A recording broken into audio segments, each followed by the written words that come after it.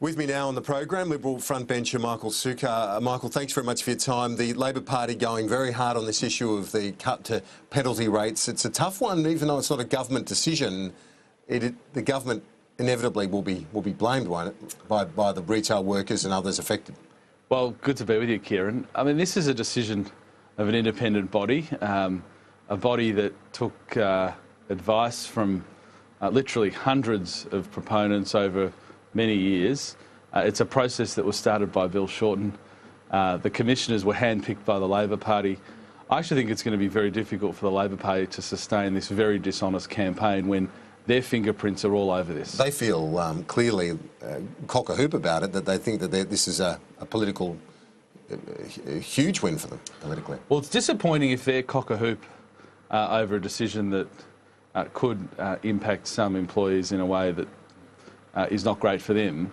That would be disappointing if the Labor Party's cock-a-hoop about that. But their fingerprints are all over this. Their fingerprints are all over the Fair Work Commission. Their fingerprints are all over the hand-picked commissioners who actually looked at this, who have all got, may I say, backgrounds more sympathetic to the Labor Party than to our side of politics.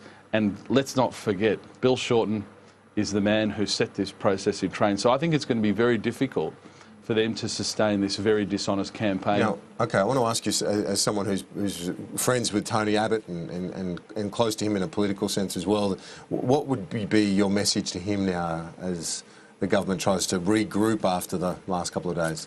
Well, Kieran, I'm not sure there's a great deal that I can add that hasn't sort of already been said over the last 72 hours. I mean, I would say that we are here to serve the Australian people.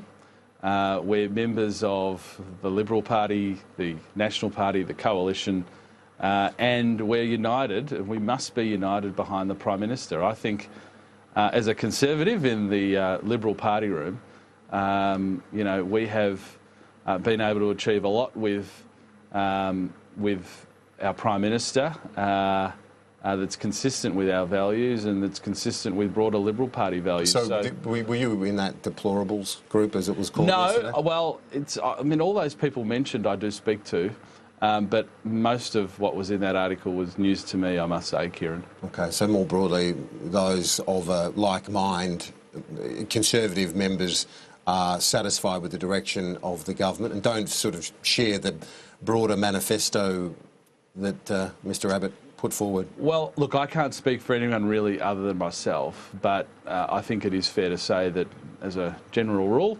that we're a pretty happy team. It may not look like it all the time, but we're a pretty happy team, and you know, I'm someone who's very proud to be a minister in the Turnbull government. And finally, on one of those issues, a totemic issue for many Conservatives is the issue of freedom of speech and the Racial Discrimination Act. That parliamentary report out today, you're hoping the Prime Minister embraces that and some of the more ambitious or controversial proposals? Well, this is an area where the Prime Minister has achieved so much. I mean, with his imprimatur, we're able to set in train this review by the Parliamentary Joint Committee. We'll now, once we receive the recommendations, consider them. But this is a great triumph for the party, and you know, we thank the Prime Minister for, in a sense, giving us his imprimatur in getting that process started. Well, the process has started, but it's not done. How far do you want the PM to go? Do you want those words changed to intimidate and harass, to soften it somewhat? Well, my position's on the public record, but I think now we have to consider what the recommendations are, and I haven't seen them yet.